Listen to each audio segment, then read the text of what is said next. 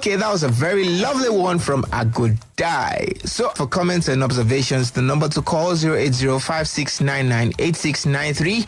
You can send a mail to comedy@splashfm1055.com. See you next week, but before then, even if there's nothing to laugh about, laugh on credit. Enjoy the rest of your weekend, people. I love you all.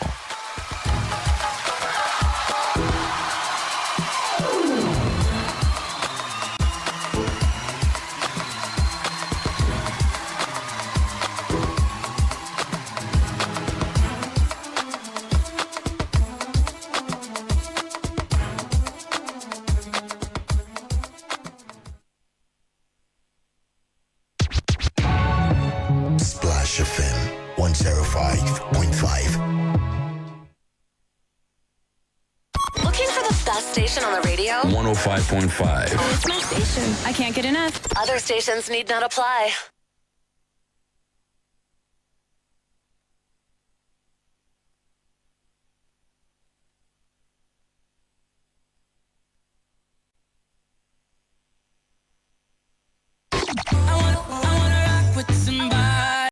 That somebody is us. Hey guys. Yo, what's good? It's your man Flo Rida. Hey, what's up? It's Megan Trainor. What's up? It's Nick Jonas. 105.5. The Splash.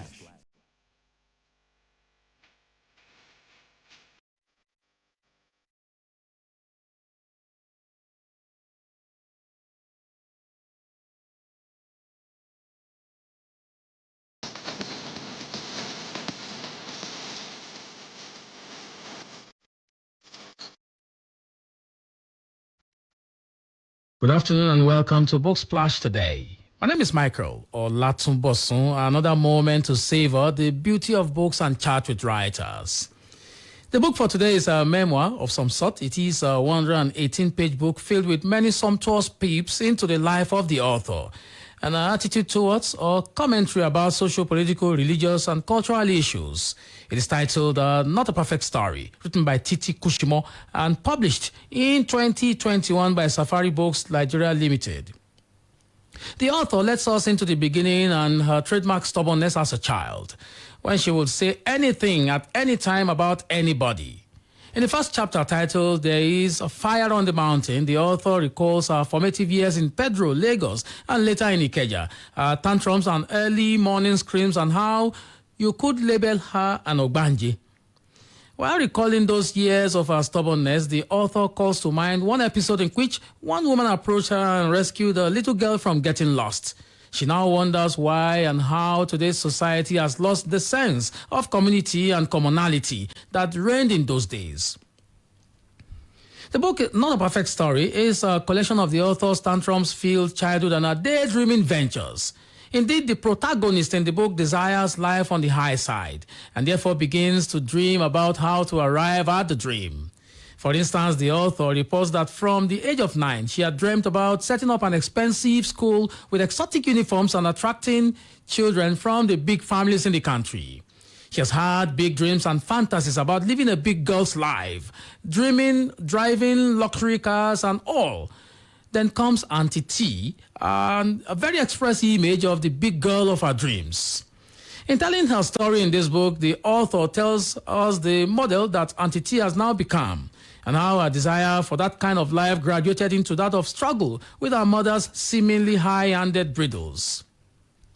Based on this experience, the author wonders aloud. I quote, "But then, why do moms enjoy their youth and then turn around to give us rules?" End of quote. For the author, a better way is to, quote, "to let kids understand why certain behavior is not beneficial to their future, as against certain many rules that leave them aggrieved and uncertain about their parents' intentions." End of quote. But this also appears like a tall order because many parents equally do not enjoy healthy communication relationships with their children. I'm still discussing the book, Not a Perfect Story, written by Titi Kushimo and Book Splash on Splash FM 105.5. The book, Not a Perfect Story, is also a catalogue of the author's moral homily and social advocacy.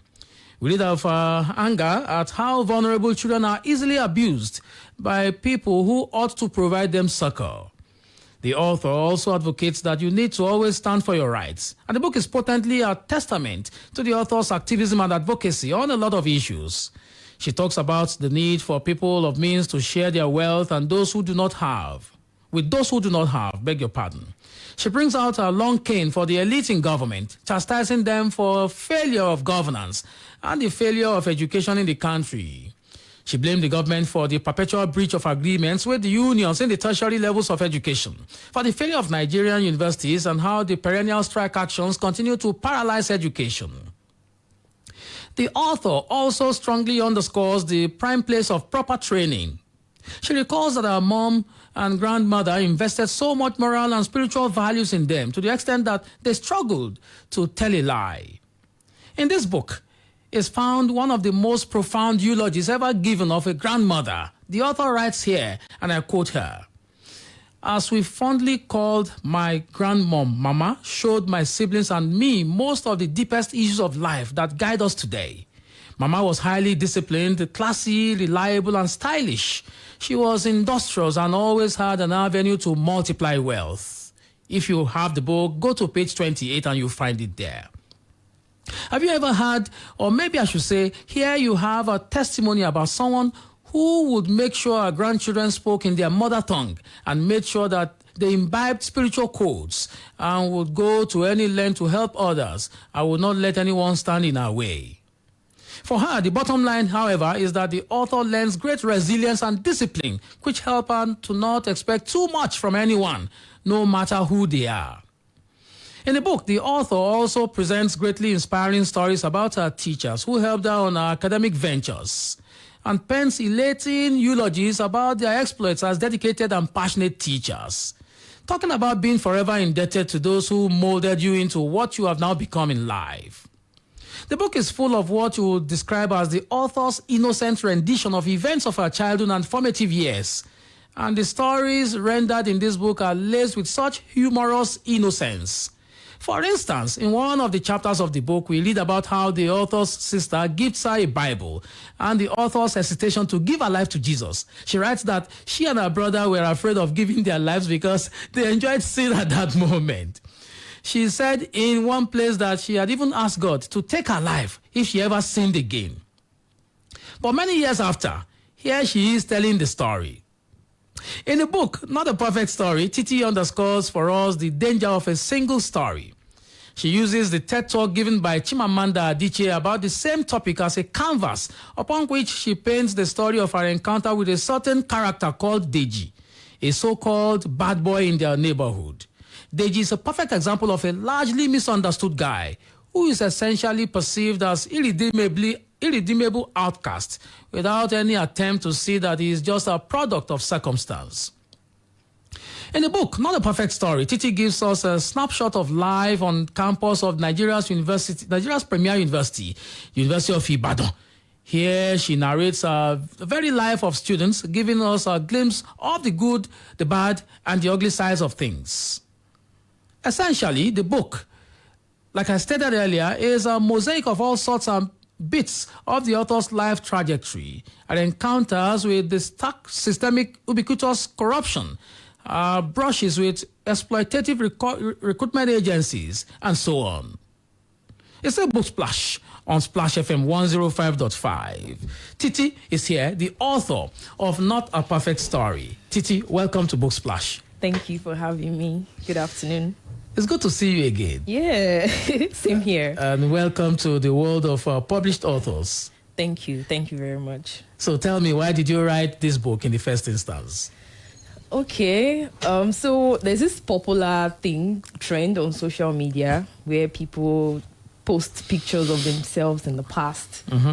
And there's this hashtag they use, throwback Thursday, or if it's a Friday, they will say it's Flashback Friday. Okay. But for me, when I think about the past, pictures hardly come to mind because obviously you must have changed physical features from the past to the moment where you're sharing the picture. But for me, I think about the experiences because I feel that I had a lot of things in my head as a younger person, which I'm still unraveling even as I grow. So for me, it's just pictures alone will just not capture everything. So I started this trend myself I now came up with the real throwback, because for me, the real throwback is, apart from the pictures, the experiences, the good, the bad, the ugly, those things that formed you into what you have currently become. So I started writing just for fun. I'll write on my social media. I'll just remember something. Maybe I stumble on a picture and I'm like, oh, the day I took this picture, so thing happened. There's a story behind it. So I just started writing, and then I'll post the stories on my social media. And then I think my writing style, captivated a lot of readers. So they started asking me, when are you going to write the next throwback story? When are you going to? So I made it every fortnight. I will post on Thursdays to just reflect the spirit of throwback. And so that was how it started. So I realized that I had a material, that people wanted to hear, people wanted to listen to. Maybe that's the story of a lot of young Nigerians, at the time, but, someone has to just tell it. So that's how I came about it. The title is not a perfect story. I was thinking, it's your story. Why? Yeah. So this title, why? Why this title, really? Okay, so I talked about that in my preface, where I said that personally, it came from a personal encounter, where I'm this kind of person that expects everything to be perfect, like a utopian state of things. I just want everything to be perfect. And it was affecting me. It was affecting a lot of things. I just thought that I was getting so hard on myself. I needed everything to be delivered, and it's not possible. I've come to realize that you just have to pick it up from where you can, and do your own bit and not expect everything to be perfect. So it affected my relationship with myself and even with people. I had so, high expectations of people, and then when they fall short, I just begin to judge them, and all of that. And then I also, even with the stories, I felt that my childhood was not perfect. It wasn't exactly what I wanted. Like in your introduction, you mentioned a few about those things. I had fantasies as a child. So I just felt that that was not even the actual childhood I wanted. So why should I even talk about it? Then it occurred to me that it doesn't have to be perfect to be told. So that was where the idea of not a perfect story came about. And when I caught it, I just knew that, yes, this is it. A life of tantrums, as a toddler, and then a life of big dreams. And then much later, a life that is modeled on, the fantasy, so to speak, about a certain character in your work here, this Auntie T. Tell me about this Auntie T and how she has come to influence you, really, if she did in any way. Okay, yeah, at that time, she actually did influence me because she was my dream human. So I wanted to be a big girl. Big girl. At 9, I wanted to be a big girl. I wanted to ride the best of cars. But I knew deep within me that before I could do that, I had to put in some work. So because I was trained in my upbringing had already showed me that to earn a living, to do anything great, you have to put in the work. So here was I thinking, but me, I want to be a big girl. So how do I get to that point? I saw people around me who were working hard and they were not even living the life that, I saw the big girl, persona living. So I felt that, okay, I'll work, but this is what I want. I want to live the big girl life, So that led me to start thinking, okay, how can I was 9. I was like, okay, how can I really go about getting this big girl? Because I knew that it was going to cost me. So I came up with the idea of, okay, maybe I should start a school. I know that I will get students. People, people as a 9-year-old, you can, pardon my ignorance, let me say, or immaturity. But that was the best I could come up with at that time. So I had a budget where I drew a school bus, the things that I would need to fund the school project and all that. And I was already thinking, okay, so it was going to be highbrow. It was going to be for the elites, the rich people, because I know that with the people in the lower class, you have to struggle to pay school fees. And that would not work for me since I had an ambition, for starting the school in the first place. So that was the only option I had then. So I started saving so I had a total of 2 million naira for a capital to start the school. So I said, how can I raise this 2 million naira? So I started saving. When people come visiting, they give me dash money, so I'll save it, and that was the point. But when this Auntie T came into the picture, I just saw that these people were not really working so hard. And that speaks to the environment you are in, the kind of exposure that you have.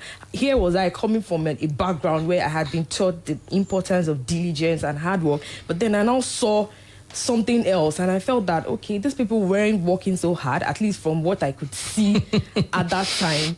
It's not like they woke up early to go to work or they had some business they were doing, but they were balling, they were living the life. So I said, these are the people this Auntie Tina, happening people. Yeah, she's enjoying her life, and she just, all she does was dress up and have fun. So that's how I jettisoned my school dream, and I felt that if I could penetrate into the circle of these people, then I'll find out how it is done, because my process is really long. Imagine you trying to save 2 million naira. 2 million naira. And then your mom, happened. And then, she threw, spanner in the wheels, and then, things turned around, right? Yeah. But somewhere in the book, you wrote a very powerful, moving eulogy about your mom, and particularly your grandmom. And it underscored for me the role of mothers, indeed, in this work. Tell me about your grandmom. Oh, okay. I'll try not to be emotional. For a lot of our formative years, we were with our grandmom a lot, because my mom had a very demanding job. She worked at the bank, and she was rising in the ranks, so she needed support, to watch us. And my grandmom she offered that, for free, and that was how we got to have a glimpse of what, we drank of her essence, not just a glimpse. So she was the one that taught us a lot about, life's issues. Then it wasn't looking like that. It's just in retrospect that I can see that, this is where this came from. I do these things, and I remember how that was already planted in me years back. So she's the one that will give you a timetable every day. There was a timetable for food, for your house chores, for everything. So breakfast was ready at 8 a.m. I don't know how she did it, but she coordinated. Even when we had a maid, she ensured that breakfast was ready, but then you will not eat until you will finish your house chores. So everybody had what they were supposed to do. Discipline was there. Exactly, discipline. That's the word. So everybody knew what they were supposed to do. So there was no negotiation about it. You do what you're supposed to do, you get your breakfast, and by 2, lunch was ready. So then we closed at 2 from school, but that there's lunch already waiting, and then by 7, dinner is served. So that structure, was something that even helps me today when I'm struggling with certain things, and I remember that, this thing is possible. You just have to sit down and work it out. You just have to have a structure and, stick to it. And then also for even cultural values, even things such as honesty, some of the things that we're now going to talk about, like, is a big deal. It was just the norm for us at that time. That was what was expected of you, as long as you were in that household. All right. It's still Book Splash on Splash FM 105.5. We're discussing the book, Not a Perfect Story, written by Titi Kushimo. We will be back after this break. Please don't go away.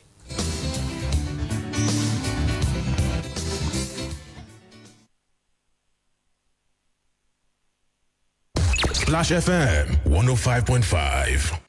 I'm living the life because I get Tizeti. Yes, sir. Nigeria's most affordable internet service provider, Tizeti Network Limited, is now live in Ibadan. Oh yes, Ibadan residents can now enjoy our truly unlimited internet service too. Tizeti prides itself on providing the lowest cost of unlimited internet access. You can now browse, stream, and game 24/7 at an amazing speed and with an uncapped data plan. What more? There is an unbelievable promo for all Ibadan residents. Simply pay 2,222 naira in place of 59,500 naira for installation and enjoy a 1-month subscription. Visit wifi.com.ng/OYO to sign up or call 090-8749-3040 or send email to internet@wifi.com.ng to get started now. Offer valid till 22/02/2022. Unlimited internet or Yolowa.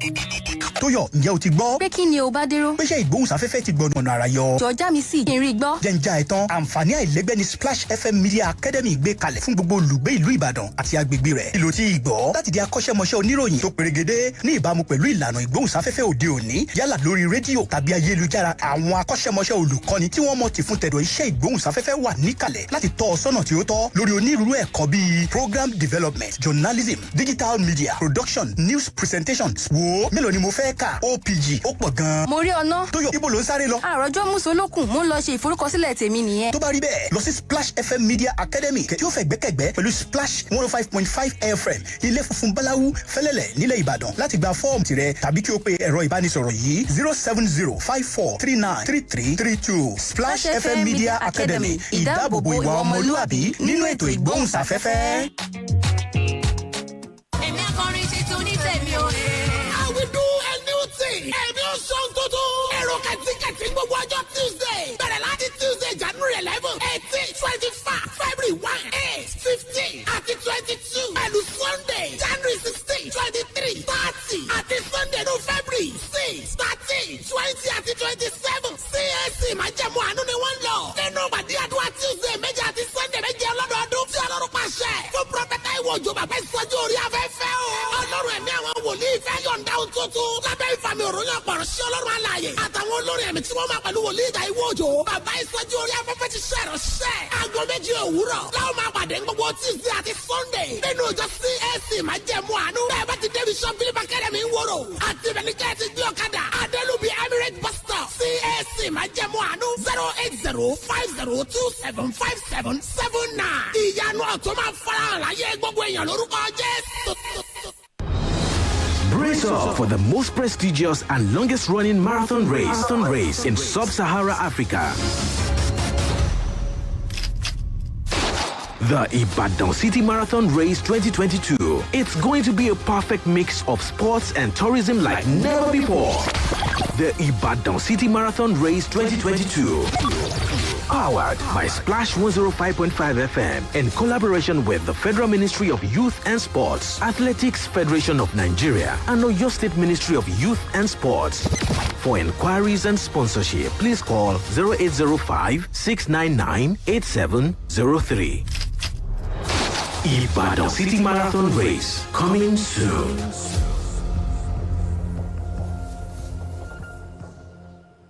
It's going to be a golden year, this is what we declare. Every day you go wake up to golden morn if you breathe, say yeah. It's going to be a golden year, as we don't declare. We go wake up every day to golden morn if you breathe, say yeah. Have a golden morn, a golden day, a golden week, a golden month, and a golden year. Golden morn, delicious nourishment for the whole family.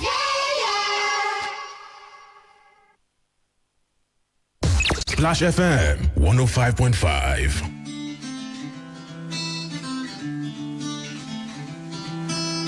All right, welcome back. It's still Book Splash on Splash FM 105.5. Titi is still here with me. She is the author of Not a Perfect Story. Titi, let's talk about you for a moment. How did you, venture into writing? What exactly happened to you? Okay. I think I've been writing since I can remember.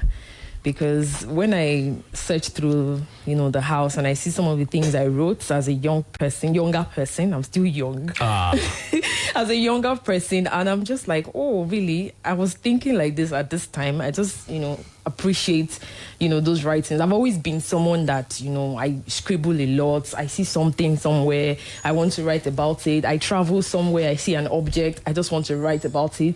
It could be prose, it could be a poem or something. So I've always done that. So this is just the official, just like a first outing at this, writing thing. So I've always been a writer. So now I'm just becoming an author, making it official that this is what I do. I know I want the world to now see, establish myself as, a writer.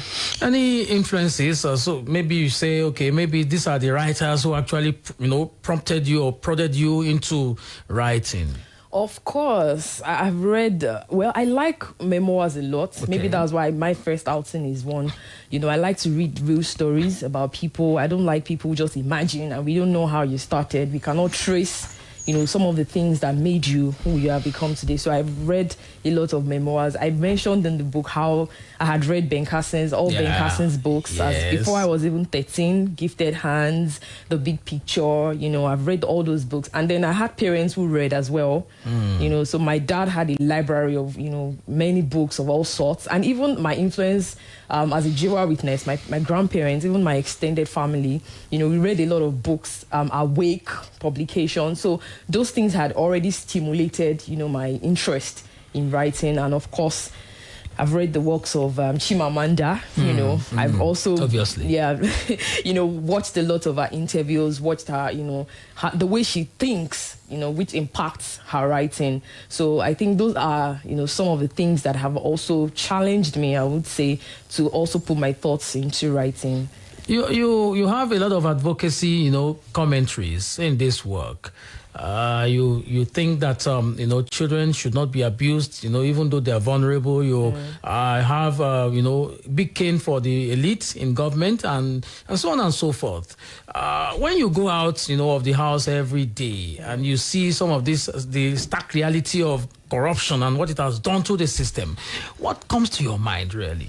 Well, what comes to my mind is from the solution and intervention perspective. It's one thing to join everyone to talk about the obvious, the things that are not working. But what comes to mind for me is how can we make it better? What can we do as individuals, as citizens, as members of the civil society? How can we help the government? How can we support the government? What can we do to ensure that the state of things are better? In modern advanced countries, there's a collaboration between the governed and the people. So we need to get to that point where our people have enough education to be able to engage the government effectively. To also demand for the right things, so that government can also deliver on the promises and the things that the people really need, the citizens really need. So that's... Okay, so tell me your key message for everybody who might want to read this book or someone who has read the book already. Maybe just give us in a sentence or two your key message for all of us in the book, Not a Perfect Story. Okay, my key message was what I said earlier, that you don't have to wait till everything is perfect before you get to do what you can. You must always wake up every day thinking that this day deserves a chance. You must always put in your best at all times. You don't have to wait till you are the leader of a particular place or you have a position. You must always contribute your quota to the development of things. And for young people, I want them to know that whatever it is that they want to become, it is possible. They have to keep opening up themselves, keep learning, and take the things that you have learned and practice them. It's not just enough to learn. It's also important to practice those things that you have learned. I see young people today attend conferences, attend seminars, but then we don't see, the outcome. So it's important for them to use those things that they have learned so that they can become better people in society. Okay, so this book is a well-written work. I must give it to you with tons of humor and so much panache. In fact, your dexterity with both the standard English language and colloquial, street-trained conversational language will continually strike the reader and make them to move from page to page. Trust me, I've read the book, so I know. And I recommend this book. Titi, how long did it take you to write it? How long? I finished the manuscript in June. Okay. Yes. So it took me about 3 months. So that's last year. Okay. Obviously. So I could say maybe like 3 months. Yeah. It took me like 3 months. You're a very powerful writer, 3 months. Wow. Come on, 3 months. 3 months to finish the manuscript. Yes. The first draft of the manuscript. So the manuscript still had to go through. I know now. Other things before it could get 3 months is for a 118-page book, hundreds of thousands of words. Wow. I take that as a compliment. Wow. Okay. Titi, Thank you very much for your time. Thank you for having me. Okay, that was my review of the book, Not a Perfect Story, and conversation with the author, Titi Kushimo, on the program Book Splash on Splash FM 105.5 Ibadan. Please join me same time next Saturday for another breathtaking moment on Book Splash. In case you have a question or comments, please send me a text message 0805-699-8676 or email Olatunbosun at splashfm1055.com. You can follow me on Twitter at Mike Tumbosun. My name is Micheal Olatunbosun, and I urge you to read the book today.